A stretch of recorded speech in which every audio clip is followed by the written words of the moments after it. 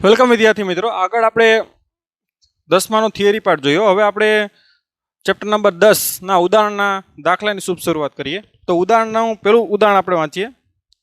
તમને પહેલા ઉદાહરણમાં કીધું કે આપણી સાપેક્ષ આકાશગંગા કેટલી ઝડપથી ગતિ કરવી જોઈએ કે જેથી તરંગ લંબાઈ 589 નેનોમીટરથી સોડિયમ રેખા 589.6 નેનોમીટર આગળ દેખાય. વિદ્યાર્થી મિત્રો, આકાશગંગામાં ઘણા બધા તારાઓ હોય અને તારાઓ છે પ્રકાશ છોડતા છોડતા દૂર અથવા તો નજીક જાય ત્યારે એની તરંગ લંબાઈમાં શું આવે તો કે ફેરફાર આવે, અને એ ફેરફાર ઉપરથી એનો વેગ આપણે જાણી શકીએ. તો અહીંયા એ ફેરફાર તમને ઓલરેડી આપી દીધો. આપણે ડોપલર અસર ઓલરેડી ભણી ગયા છે. તમને કીધું કે તરંગ લંબાઈ લેમ્બડા1 એ 589 નેનોમીટર છે, લેમ્બડા2 589.6 નેનોમીટર થઈ જાય છે. તો આકાશગંગા કેટલા વેગથી નજીક અથવા તો દૂર જતી હશે? તો પહેલાં અહીંયા ધ્યાન આપો, આપણે ઓલરેડી ડોપલર અસર ભણી ગયા. એમાં જોયું કે ડેલ્ટા એફના છેદમાં એફ બરાબર શું થાય માઇનસ વીઆરના છેદમાં સી, જ્યાં વીઆર એટલે શું છે તો કે ઉદ્ગમનો વેગ અને સી એટલે શું છે તો કે એમાંથી જે પણ તરંગો નીકળે એનો વેગ. જેમાંથી કયા તરંગ નીકળતો હોય તો કે પ્રકાશના તરંગો, એનો વેગ કેટલો હોય તો કે 3×10⁸ પ્રકાશનો વેગ. તો વિદ્યાર્થી મિત્રો, હવે અહીંયા ધ્યાન આપજો, અહીં તો ડેલ્ટા એફ નથી આપ્યું તમને, ડેલ્ટા લેમ્બડા આપ્યું.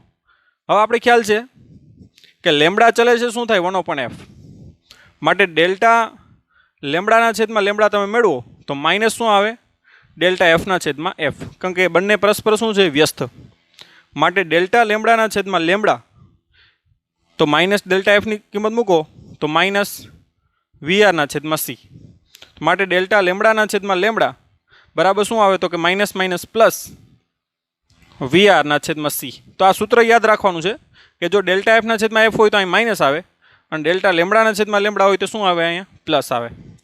અને જવાબ પણ આપણે ચેક કરી શકીએ. જવાબમાં ખ્યાલ છે કે આપણે જો ઉદ્ગમ દૂર જતું હોય તો આ વીઆર છે તમારો એ પ્લસ આવશે, અને ઉદ્ગમ જો તમારાથી નજીક આવતું હોય તો વીઆર છે એ કેવો આવશે તો કે માઇનસ આવશે. તો આપણે એ સંજ્ઞા પ્રણાલી સ્વીકારેલી છે કે જો ઉદ્ગમ આપણાથી દૂર જતું હોય તો એનો વેગ પ્લસ આવે, અને ઉદ્ગમ નજીક આવતું હોય તો એનો વેગ કેવો આવે માઇનસ, જે આપણે આ સૂત્રમાં સંજ્ઞા પ્રણાલી સ્વીકારેલી છે. તો એ પણ તમારે નોટ કરવાની થાય. તો વિદ્યાર્થી મિત્રો, અહીંયા તમને ડેલ્ટા લેમ્બડા કેટલું થાય તો ડેલ્ટા લેમ્બડા બરાબર શું થાય લેમ્બડા2 માઇનસ લેમ્બડા1, એટલે કે 589.6 માઇનસ 589 બરાબર 0.6 નેનોમીટર. માટે હવે આપણે ખ્યાલ છે કે ડેલ્ટા લેમ્બડાના છેદમાં લેમ્બડા બરાબર શું થાય તો કે પ્લસ વીઆરના છેદમાં સી. આપણે વીઆર એટલે કે ઉદ્ગમનો વેગ મેળવવાનો છે.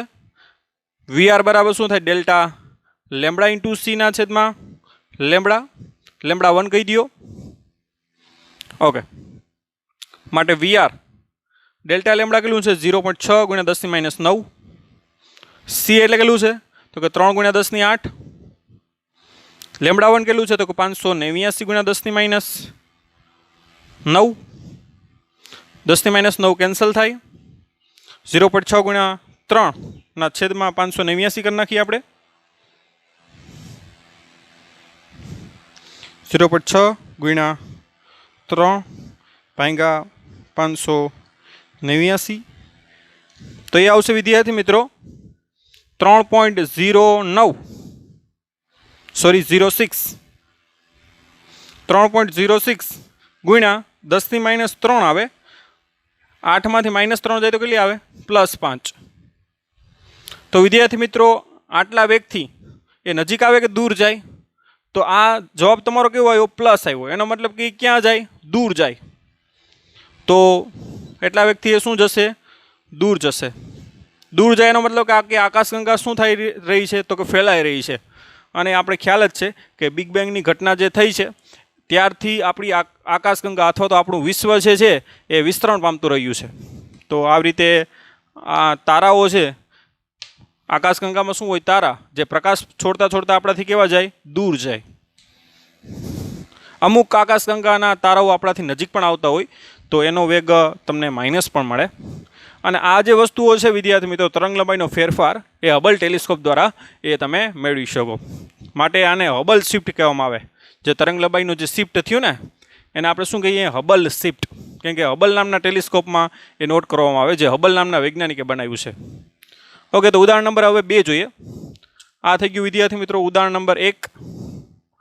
ઉદાહરણ નંબર 2 ની રકમ વાંચીએ.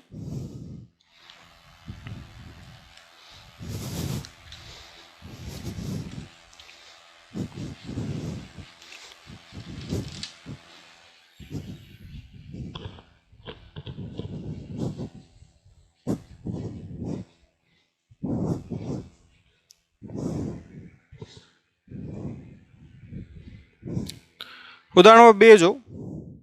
જ્યારે એકરંગી પ્રકાશ બે માધ્યમ અને છૂટી પાડતી સપાટી પર આપાત થાય છે ત્યારે પરાવર્તિત અને વક્રીભૂત બંને પ્રકાશની આવૃત્તિ આપાત પ્રકાશની આવૃત્તિને સમાન હોય એવું સમજાવો. ઓકે વિદ્યાર્થી મિત્રો, આ જે 3 ક્વેશ્ચનો છે એ ચેપ્ટર નંબર 11ના રિલેટેડ છે, પણ તો પણ આપણે અત્યારે જેટલું સમજાય એટલું સમજી લઈએ. જ્યારે ચેપ્ટર 11 ભણશો ત્યારે આ ક્વેશ્ચન એકદમ સિમ્પલ લાગશે. અત્યારે જેટલું સમજાય એટલું સમજીએ. ઉદાહરણ નંબર 2. પહેલો ક્વેશ્ચન આ રીતે પૂછ્યો કે કોઈ કિરણ આ રીતે આપાત થાય, જેને આપણે શું કહીએ? આપાત કિરણ. માનો કે આ પાણી છે તો અમુક ભાગનું પરાવર્તન થાય ને અમુક ભાગનું આ રીતે શું થાય? વક્રીભવન. તો આ વક્રીભૂત કિરણ, આ શું છે? પરાવર્તિત કિરણ. ઓકે, આપાત કિરણની જો આવૃત્તિ F હોય તો એ લોકોએ કીધું કે વક્રીભૂતની પણ F હોય અને પરાવર્તિત કિરણની પણ F હોય એવું સમજાવો. હવે વિદ્યાર્થી મિત્રો, આ કિરણ આપાત થાય ત્યારે એ વિદ્યુતચુંબકીય વિકિરણ છે, એટલે આ પાણીના અણુઓને શું મળે? તો કે ઉર્જા મળે. પરમાણુ હોય તો પરમાણુને ઉર્જા મળે. ઉર્જા મળે એટલે શું કરે? તો કે દોલન કરે. પ્રણોદિત શું કરે? દોલનો. અને દોલનની આવૃત્તિ કેટલી હોય? તો કે આપાત પ્રકાશની આવૃત્તિ જેટલી, F જેટલી. જેટલી આવૃત્તિ મળે એટલી આવૃત્તિથી શું કરે? એ દોલન કરે. હવે એ F આવૃત્તિથી દોલન કરતા હોય ને તો એટલી જ આવૃત્તિવાળા એ તરંગોનું શું કરે? ઉત્સર્જન કરે. જે તરંગો ક્યાં મળે તમને? વક્રીભૂત કિરણ અને પરાવર્તિત કિરણ, જે ઉત્સર્જિત કિરણો છે 2. ઓકે, સમજો. જેટલી કિરણ આપાત કિરણની આવૃત્તિ F હોય એટલી જ આવૃત્તિથી શું કરે? દોલન કરે. અને જેટલી આવૃત્તિથી દોલન કરે એટલી જ આવૃત્તિવાળા તરંગોનું શું કરે? ઉત્સર્જન કરે. માટે તમને વક્રીભૂત કિરણ અને પરાવર્તિત કિરણ બંનેની આવૃત્તિ કેવી મળે? F મળે. અને આપણે ધોરણ નંબર 11માં પણ સમજી ગયા કે માધ્યમ, કોઈ પણ તરંગ છે એક માધ્યમમાંથી ક્યાં જાય? બીજા માધ્યમમાં. ત્યારે એની આવૃત્તિ બદલાતી નથી. એની બદલાય તો શું બદલાય? તો કે તરંગ લંબાઈ અને એની ઝડપ બદલાય. આવૃત્તિ છે એ ઉદ્ગમનો ગુણધર્મ છે. તો ગમે એ માધ્યમમાં પ્રકાશ અથવા તો કોઈ પણ તરંગ પાસ થાય તો એની આવૃત્તિ બદલાશે નહીં. ઓકે, તો આ ક્વેશ્ચન આપણે એ આવી રીતે સમજી શકીએ. હવે બી ક્વેશ્ચનમાં શું પૂછ્યું તમને કે જ્યારે પ્રકાશ એક માધ્યમમાંથી બીજા માધ્યમમાં જાય ત્યારે ખબર છે કે ઝડપ એની ઘટે. દાખલા કે પાતળા માધ્યમમાંથી ઘટ માધ્યમમાં જાય તો એની ઝડપ શું થાય? ઘટે. તો એ લોકો કીધું કે ઉર્જા ઘટે. તો આપણે સમજાવીએ. હવે વિદ્યાર્થી મિત્રો, તરંગની ઉર્જા આપણે ખ્યાલ છે ધોરણ નંબર 11માં ભણી ગયા કે 1/2 k² થાય. જ્યાં k એટલે સ્પ્રિંગ અચળાંક લેતા હતા, એ એટલે શું લેતા હતા? કંપવિસ્તાર. તો વિદ્યાર્થી મિત્રો, જે ઉર્જા છે દોલનની એ કંપવિસ્તાર ઉપર આધાર રાખે અને અચળાંક ઉપર આધાર રાખે. એની ઝડપ ઉપર આધાર રાખતું નથી. એટલે કે આ સૂત્રમાં ક્યાંય ઝડપ આવતી નથી. જો કંપવિસ્તાર ઘટે અથવા વધે તો ઉર્જામાં ફેરફાર થાય. હવે એક માધ્યમમાંથી બીજા માધ્યમમાં જાય પ્રકાશ ત્યારે કંપવિસ્તારમાં તો કોઈ ફરક પડતો નથી, એના કેમાં પણ કોઈ ફરક નથી પડતો, તો ઉર્જામાં કોઈ ફેરફાર નહીં થાય. એટલે ઝડપ સાથે ઉર્જામાં કોઈ ફેરફાર થશે નહીં. એટલે લખવાનું, ઝડપ સાથે તરંગની ઉર્જામાં કોઈ ફેરફાર થશે નહીં. આવી રીતે એ આન્સર ક્લિયર તમે આપી શકો. વિદ્યાર્થી મિત્રો, અહીં ધ્યાન આપજો. આપણે ખબર છે કે તરંગની તીવ્રતા, અહીંયા ધ્યાન આપજો. તરંગની તીવ્રતા શું થાય? તો કે ઉર્જાના છેદમાં ક્ષેત્રફળ ગુણ્યા સમય. હવે ઉર્જા એટલે કેટલી થાય? 1/2 k² ના છેદમાં ક્ષેત્રફળ ગુણ્યા સમય. આ એટલે કંપવિસ્તાર છે અને આ એટલે ક્ષેત્રફળ છે. વિદ્યાર્થી મિત્રો, અહીંયા k, a, t બધી અચળ છે એટલે I ચલે છે શું થાય? a². એટલે કે તીવ્રતા છે એ કંપનવિસ્તારના વર્ગના શું હોય? સમપ્રમાણમાં. ઓકે, પ્રકાશને જ્યારે તરંગ તરીકે લેતા હોય અને તરંગ પ્રકાશશાસ્ત્રને આપણે આધારે સમજાવતા હોય તો તીવ્રતા છે એ કંપનવિસ્તારના વર્ગના શું હોય? સમપ્રમાણમાં. એનો મતલબ કે કંપનવિસ્તાર વધે તો તીવ્રતા શું થાય? વધે. અને કંપનવિસ્તાર ઘટે તો તીવ્રતા શું થશે? ઘટશે. ઓકે, તો આ આપણે તરંગ પ્રકાશશાસ્ત્રના આધારે કહી શકીએ અને એ વર્ક પણ કરે છે. પણ જ્યારે ફોટો ઇલેક્ટ્રિક અસર અને ક્વોન્ટમવાદમાં જવાનું થાય ત્યારે તીવ્રતા છે એ કોના આધારે સમજી શકાય? તો તીવ્રતા છે એ ત્યારે કંપનવિસ્તારને આધારે સમજી શકાય નહીં. તો ત્યારે કોના આધારે? તો કે ફોટોનની સંખ્યા, જ્યાં n એટલે શું છે? ફોટોનની સંખ્યા. તો જ્યારે પ્રકાશને આપણે ફોટોન તરીકે લઈએ ત્યારે એની તીવ્રતા છે એ કંપનવિસ્તાર સાથે નહીં પણ ફોટોનની સંખ્યા સાથે વધે. તો જેટલા ફોટોનની સંખ્યા વધે એટલી તીવ્રતામાં વધારો થાય, જે ચેપ્ટર નંબર 11માં આપણે આરામથી સમજશું. ફોટોન એટલે વિદ્યાર્થી મિત્રો એક ઉર્જાનું પડીકું છે જેની ઉર્જા hf જેટલી હોય. તો એ ફોટોનની સંખ્યા વધશે ને તો તીવ્રતા વધશે. એનો મતલબ કે કંપનવિસ્તાર સાથે તીવ્રતા નહીં વધે. કયા ચેપ્ટર માટે? તો કે દ્રવ્ય અને વિકિરણનો દ્વૈત સ્વભાવ, જે ચેપ્ટર નંબર 11 છે ને એના માટે ખાસ. તો ચેપ્ટર નંબર આપણે 10માં તો આ જ સંબંધ લેવાનો છે, ધ્યાન આપજો. પણ ચેપ્ટર નંબર 11 આપણે ફોટો ઇલેક્ટ્રિક અસર એટલે કે ક્વોન્ટમ શાસ્ત્રમાં જઈએ ત્યારે તીવ્રતા અને વચ્ચેનો જે સંબંધ છે એ કંપનવિસ્તાર સાથે નહીં પણ ફોટોનની સંખ્યા સાથેનો હશે. તો એ થોડુંક ઇન્ટરેસ્ટિંગ છે, જે આપણે નેક્સ્ટ ચેપ્ટરમાં ભણવાના જ છે. ઓકે, તો આ થઈ ગયા વિદ્યાર્થી મિત્રો ક્વેશ્ચન ABC. ફટાફટ એને સમજો અને ઉતારો. હવે આપણે ઉદાહરણ નંબર 3 જોઈએ.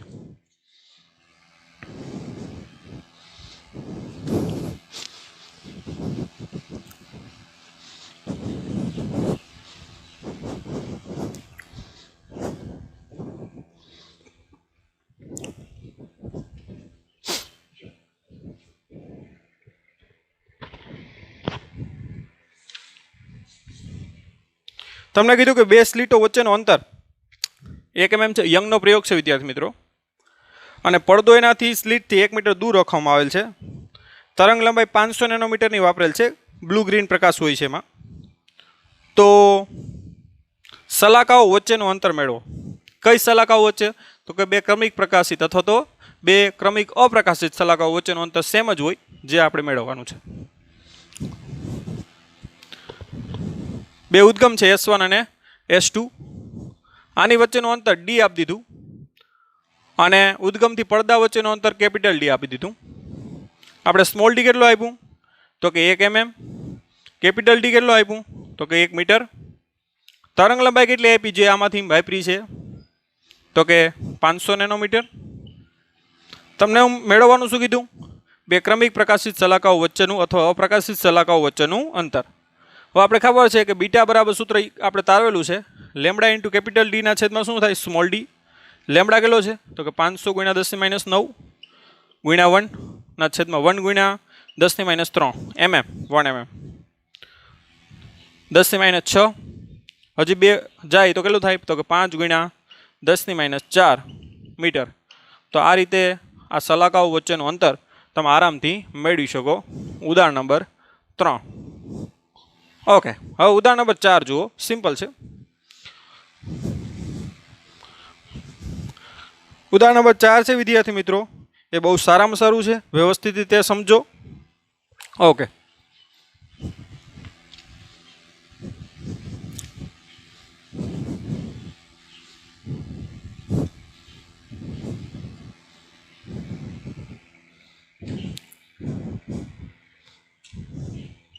ઉદાહરણ નંબર 4 આપણે યંગના પ્રયોગનું આપણે એક આકૃતિ પહેલાં તો દોર દઈએ.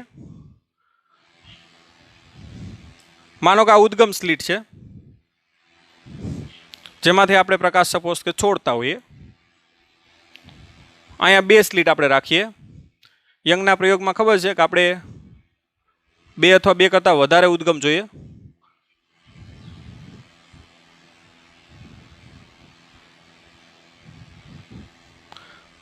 આ સ્લીટ S1, આ સ્લીટ S2 અને આ ઉદ્ગમ સ્મોલ s માની લ્યો. ઓકે, આપણે ખબર છે કે આમાંથી આવી રીતે તરંગો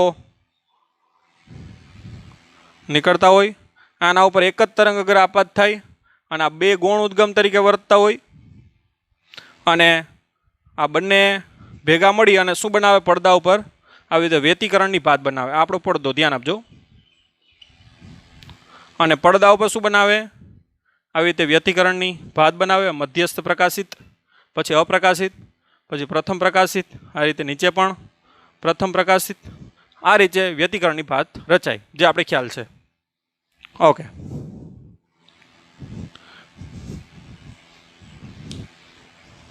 ધ્યાન આપજો. માનો કે આ અંતર એસ છે, ધ્યાન આપજો, કેપિટલ એસ, આ સ્મોલ એસ, આ સ્લિટનું જે માપ છે એ સ્મોલ એસ છે, આ કેટલું છે, કેપિટલ એસ.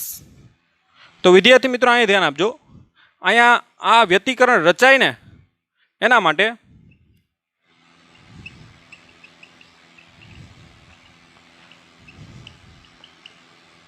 ધ્યાન આપજો. પહેલાં આ કોન્સેપ્ટ સમજી લ્યો.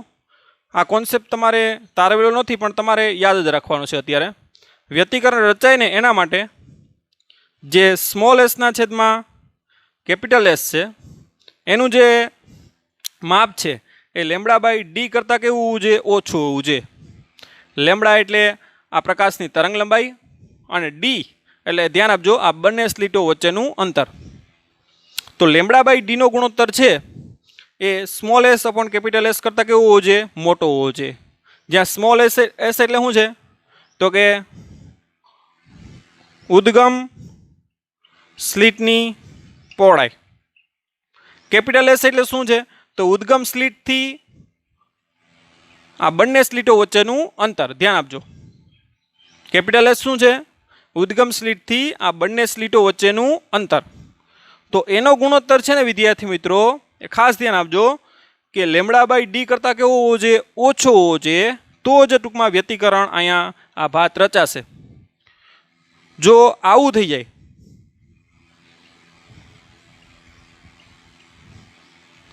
બરાબર થઈ જાય અથવા તો કેવું થઈ જાય, મોટું થઈ જાય, તો વ્યતિકરણ રચાશે નહીં. ધ્યાન આપજો, આ ખાસ તમારે યાદ રાખવાનું છે કે જો small S upon capital S કેવું થઈ જાય, મોટું થઈ જાય કોના કરતાં, લેમ્બડા બાય ડી કરતાં, તો વ્યતિકરણ રચાશે નહીં. તો આ દાખલા પહેલાં આ કોન્સેપ્ટ સમજવો શું છે તો કે જરૂરી છે. હવે આપણે એક દાખલા લઈએ. 4 એમાં છે છ છે, ABCDEF. ચાલો સમજીએ. પહેલું તમને શું કીધું કે સ્લીટ ધરાવતા સમતલથી તમને કીધું કે નીચે રકમ જુઓ, નીચે દર્શાવેલ દરેક ક્રિયાને કારણે યંગના બે સ્લીટના પ્રયોગમાં વ્યતિકરણની સલાહો ઉપર શું અસર થાય ને એ કહેવાનું. નીચેના પેરામીટર ચેન્જ કરતાં શું અસર થાય ને એ. પહેલો પેરામીટર શું છે કે સ્લીટ ધરાવતા સમતલથી પડદાને જો દૂર ખસેડો, આ સ્લીટ ધરાવતું આ સમતલ એનાથી તમે આ પડદાને દૂર લઈ જાઓ તો આ સલાકાઓમાં શું ફેરફાર થાય ને એ કહેવાનું. ધ્યાન આપજો. ક્વેશ્ચન નંબર એ, આ સ્લીટ ધરાવતા સમતલથી પડદાને આપણે દૂર લઈ જઈએ તો કઈ અસર થાય. જો એનો મતલબ કે આપણે ડી વધારીએ છીએ. વિદ્યાર્થી મિત્રો તમને ખ્યાલ છે કે આ પ્રથમ પ્રકાશિત છે અને પ્રથમ પ્રકાશિત માટે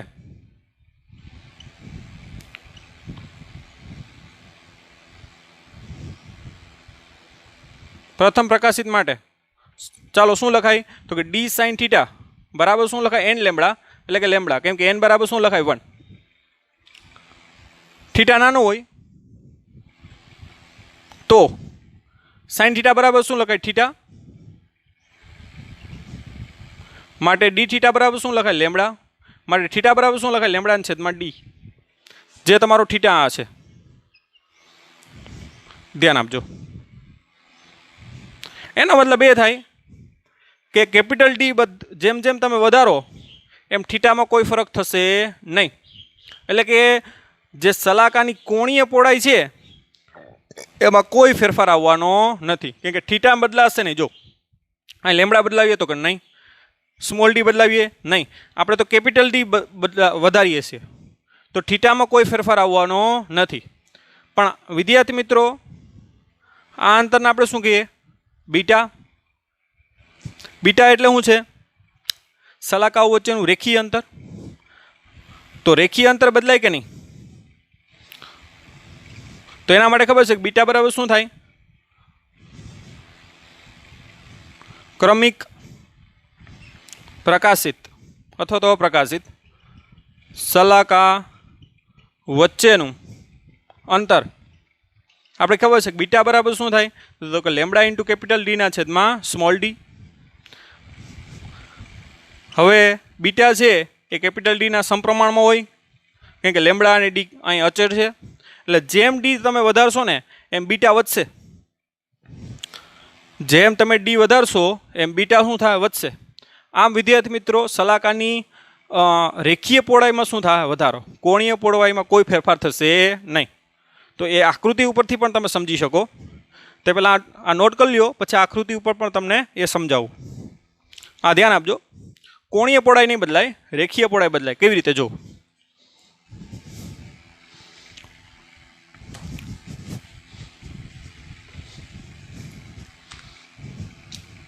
માનો પડદો તમે અહીંયા લઈ ગયા,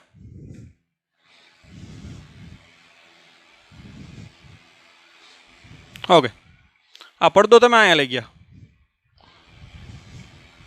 તો આ તમારી મધ્યસ્થ પ્રકાશિત તો ત્યાં જ રહેશે. ખૂણો નહીં બદલાય. એના મતલબ કે પ્રથમ પ્રકાશિત છે વિદ્યાર્થી મિત્રો, એ અહીંયા રચાવાની. ખ્યાલ આવ્યો? જો થીટા બદલાણો નથી, પણ આ બીટા ચેન્જ થઈ ગયું. જો બીટા ડેશ થઈ ગયું. આમ તમે ડી આટલું વધાર્યું, અહીંથી અહીંયા એટલું વધાર્યું, તો કોણીય પહોળાઈ ચેન્જ નથી થઈ, ખૂણો બદલાણો નથી, પણ રેખીય પહોળાઈમાં શું થયો? તો કે સમપ્રમાણમાં વધારો. તો એ આકૃતિ સ્વરૂપે સમજી શકો. ઓકે, ચાલો ક્વેશ્ચન બી જોઉં.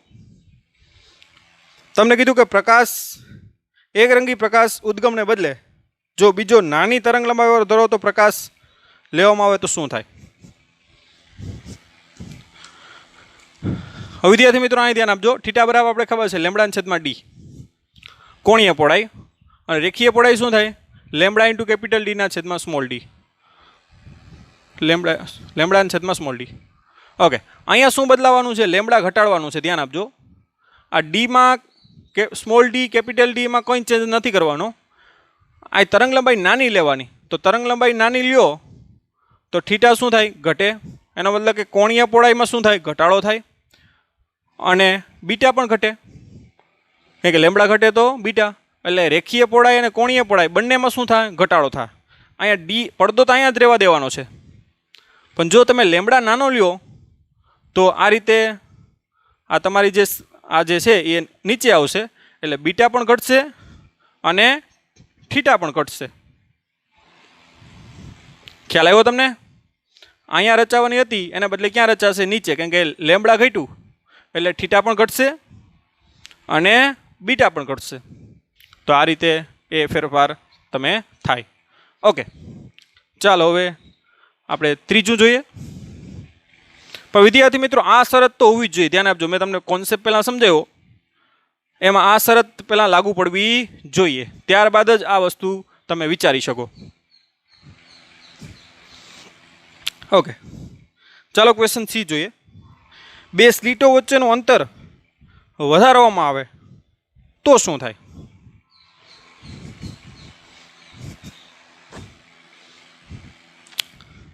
બે સ્લીટો વચ્ચેનું અંતર તમે વધારો તો શું થાય? તો સ્લીટો વચ્ચેનું અંતર વધારો તો ડી જેમ વધારો એમ થીટા ઘટે.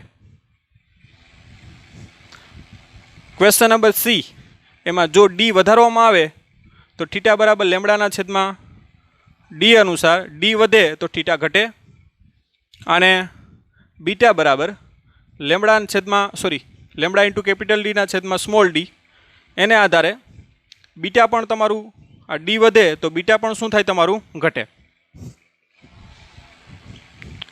આમ જો બે સ્લીટો વચ્ચેનું અંતર તમે વધારો, ધ્યાન આપજો, બે સ્લીટો વચ્ચેનું અંતર તમે વધારો તો એની કોણીય પહોળાઈ અને એની રેખીય પહોળાઈ બંનેમાં શું થશે? ઘટાડો થશે. પણ આ શરત લાગુ પડવી જોઈએ. ધ્યાન આપજો, કે અહીં ડી તમે વધારો ને તો શું થાય? ડી વધારો એટલે આનું મૂલ્ય તમારું ઘટતું જાય. જો એનું મૂલ્ય ઘટતું જાય તો આ ગ્રેટર દેન પણ થઈ જાય, તો વ્યતિકરણની સલાકાઓ દેખાશે નહીં. તો ડી ક્યાં સુધી વધારવું પડે તમારે? આ શરત પડાય ત્યાં સુધી વધારો, તો આ બે વસ્તુ થવાની છે. ધ્યાન આપજો, સમજજો. આ ડી તમે વધારો ક્યાં સુધી? તો કે ગ્રેટર દેન રહી ત્યાં સુધી વધારો, તો તમને આ બધી વસ્તુ દેખાશે. જો ડી વધારતા ગયા અને આ રીતની કન્ડિશન થઈ ગઈ તો પછી આ વ્યતિકરણની ભાત રચાવાની જ બંધ થઈ જશે. તો આ કન્ડિશનને તમારે સાથે સાથે લેવી પડે. એટલે જ આપણે એ કોન્સેપ્ટ પહેલેથી જ સમજી ગયા. ઓકે, હવે ડી જો આપણે ડીમાં શું કીધું કે બે સ્લિટ ધરાવતા સમતલથી નજીક ઉદ્ગમને ખસેડવામાં આવે તો શું થાય? એ તો સમજી જ ગયા ઓલરેડી. આ ઉદ્ગમને જો નજીક લઈ જવામાં આવે, આ બે સ્લિટથી આ ઉદ્ગમને ક્યાં લઈ જવામાં આવે? નજીક લઈ જવામાં આવે તો શું થાય? તો જેમ જેમ એને નજીક લઈ જાઓ એટલે એસ શું થાય? ઘટે. ધ્યાન આપજો કે આ અંતર તમારું શું થશે? ઘટશે. હવે એસ ઘટે એટલે આ મૂલ્ય શું થવાનું? આખું વધવાનું. કે છેદ ઘટે તો આખું આ મૂલ્ય વધે, અને એ મૂલ્ય વધે ને જો ગ્રેટર દેન થઈ જાય તો વ્યતિકરણની ભાત રચાશે નહીં.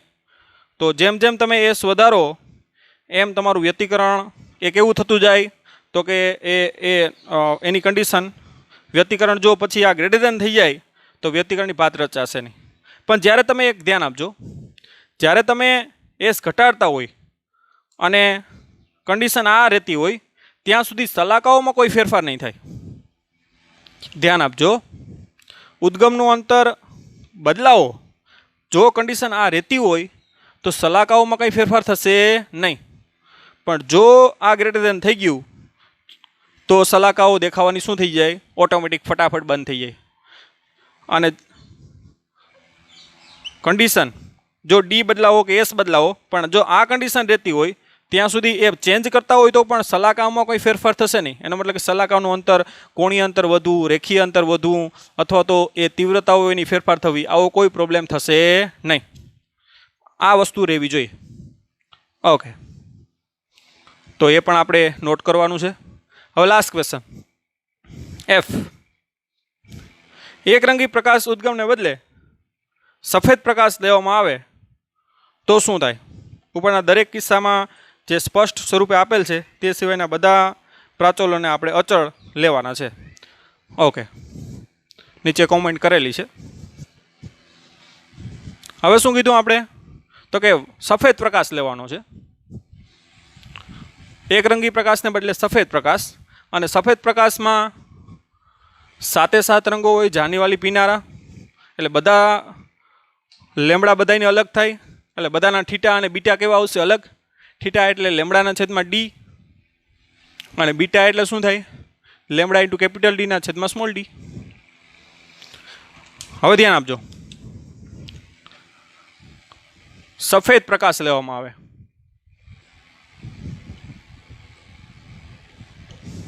અહીંયાથી કયો પ્રકાશ લેવામાં આવે? આ સફેદ પ્રકાશ. તો સફેદ પ્રકાશ લેવામાં આવે વિદ્યાર્થી મિત્રો, તો એમાં 7 અલગ અલગ તરંગ લંબાઈ મળે. તો હવે શું થાય? ધ્યાન આપજો, અહીંયા ધ્યાન આપજો વિદ્યાર્થી મિત્રો.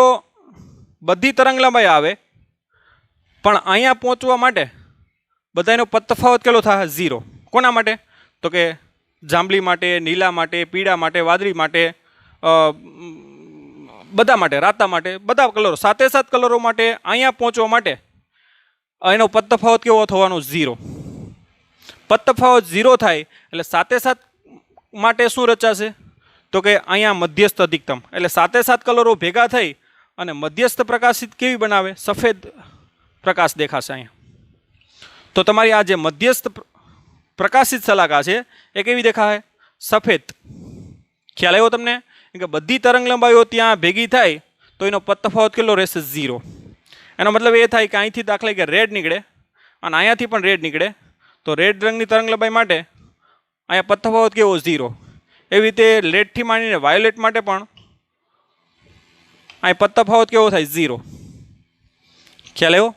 એટલે બધા પ્રકાશો અહીં ભેગા થાય તો બધા કલરો ભેગા થાય તો આ કલર કેવો થઈ જાય? સફેદ. એટલે તમને આ જે પ્રકાશિત શલાકા છે એ કેવી દેખાશે? સફેદ દેખાશે. હવે છે જો આપણે ઉપર વધીએ આગળ. હવે આગળ વધીએ ને વિદ્યાર્થી મિત્રો, તો અહીં ધ્યાન આપજો. માનો કે આ S1 આ S2 અને આ કોઈ બિંદુ P લઈ લો તમે, તો તફાવત ખબર છે આપણે S2P માઇનસ S1P બરાબર. માનો કે અહીં ધ્યાન આપજો, લેમડા હું કહી દઉં કે લેમડા વાયલેટ રેડ બાય 2 કરીએ. વિદ્યાર્થી મિત્રો હવે ધ્યાન આપજો, તમને ખબર છે કે પ્રકાશની તરંગલંબાઈ કેટલી હોય? આપણે દ્રશ્ય પ્રકાશની તરંગલંબાઈ કેટલી હોય? 4000 એંગસ્ટ્રોમથી કેટલી હોય? તો કે 750 અથવાથી એપ્રોક્સિમેટલી કેટલી હોય? 8000 એંગસ્ટ્રોમ. આ કોની છે? તો કે વાયલેટની છે. આ કોની છે? તો કે રેડની છે. ઓકે. હવે વિદ્યાર્થી મિત્રો આ પ્રકાશિત શલાકા છે ને સફેદ, એનાથી સેજ ઉપર જાઓ તમે તો આ રીતની કન્ડિશન થતી હોય,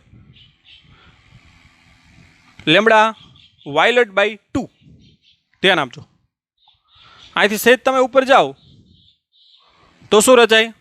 તો કે S2P માઇનસ S1P બરાબર શું થાય? Lambda violet by 2. શા માટે? કે અહીંયા તો શું હોય? પ્રથમ શું હોય? અપ્રકાશિત હોય ને, તો અપ્રકાશિત શરત શું થાય? S2P માઇનસ S1P બરાબર શું થાય? 2n-1 lambda by 2. ધ્યાન આપજો. માટે અહીંયા પ્રથમ અપ્રકાશિત હોય એટલે n બરાબર 1 લઈએ તો S2P માઇનસ S1P બરાબર શું થાય? તો કે 1 મૂકો તો શું થાય? Lambda by 2. ઓકે. હવે મેં પ્રથમ જે છે અહીં તો 7 કલરો આવવાના છે, ધ્યાન આપજો. હવે હું વાયલેટ પ્રકાશ લઈ લઉં એટલે વાયલેટ માટે શું થાય? S2P માઇનસ S1P બરાબર lambda violet by 2. Okay.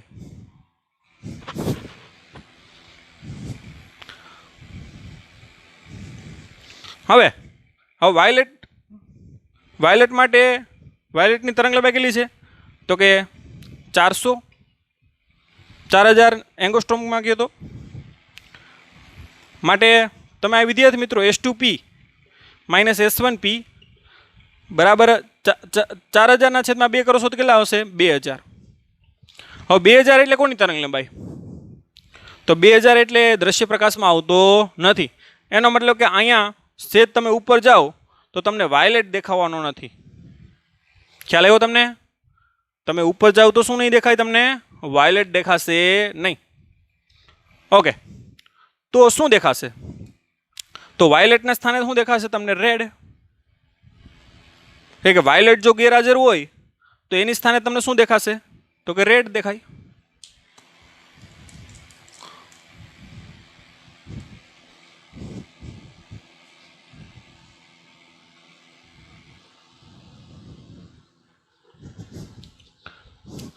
Okay. Last question હવે એફ જો. એફમાં શું કીધું તમને કે જો આ ઉદ્ગમ સફેદ પ્રકાશનો લેવામાં આવે તો શલાકાઓમાં કેવો ફેરફાર થાય? આપણે આગળ સમજાય એમાં આ જે પ્રકાશ છે એક રંગી લીધો હતો, હવે સફેદ પ્રકાશ લેવાનો છે. સફેદ પ્રકાશમાં વિદ્યાર્થી મિત્રો લેમડા વાયલેટથી લઈ અને લેમડા રેડ સુધીની બધી તરંગલંબાઈઓ આવે, જાનીવાલી પીનારા, જેનો તરંગલંબાઈનો ગાળો ખબર છે 4000 એંગસ્ટ્રોમથી કેટલો હોય?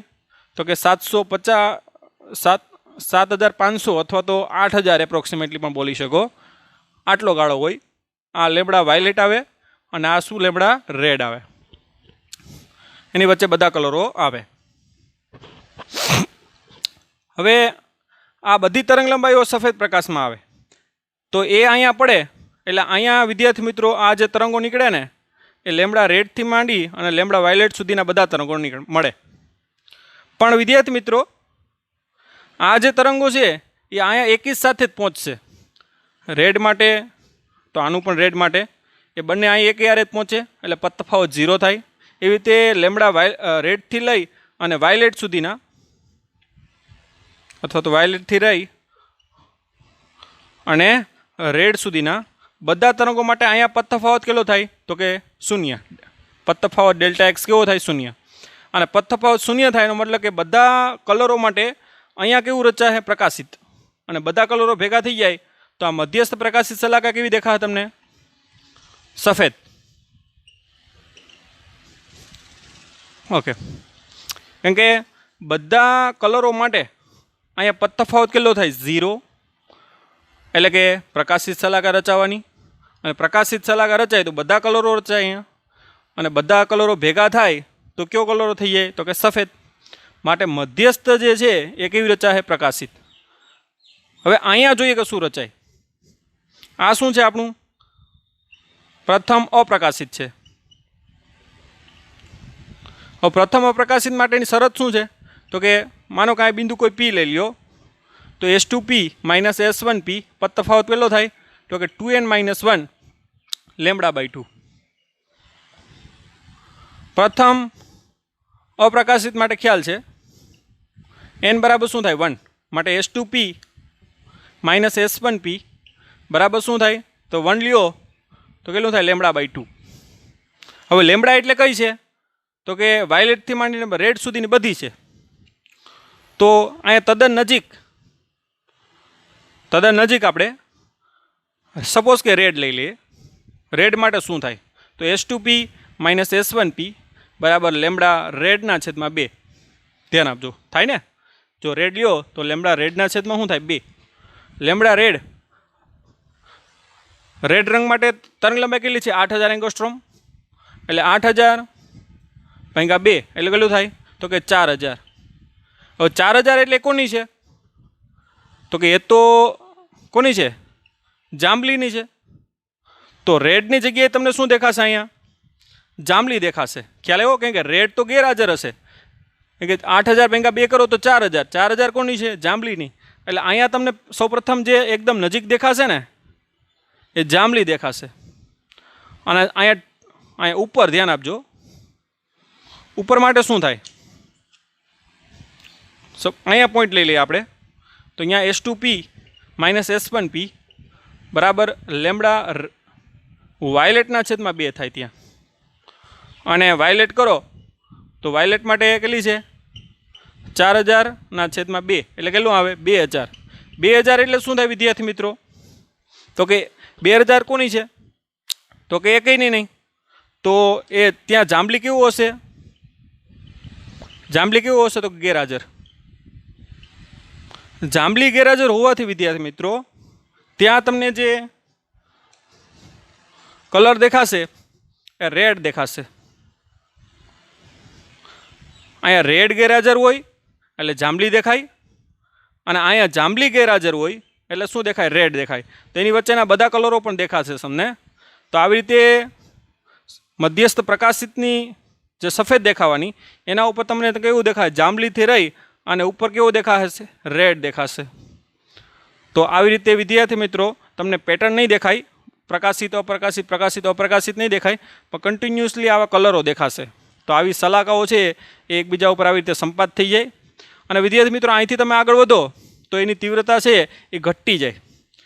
જે આ રેડ અને આ જાંબલી રંગની જે તીવ્રતા છે એ ઘટી જશે આવી રીતે બંને બાજુ. તો આવી રીતે મધ્યસ્થ સફેદ પ્રકાશની નીચે જાંબલીથી લઈ અને તમને રેડ દેખાશે. ઓકે, તમારા બુકમાં થોડુંક ઉલટું છે, તો વિદ્યાર્થી મિત્રો પ્રેક્ટિકલી જોઉં તો આ રીતે જ તમે નેટ ઉપર પણ સર્ચ કરી શકો કે પ્રેક્ટિકલી આ રીતે જ કલરો તમને દેખાશે જો સફેદ પ્રકાશ તમે લ્યો તો. ઓકે, તો અહીંયા સુધી વિદ્યાર્થી મિત્રો રાખીએ. Thank you, bye bye, take care.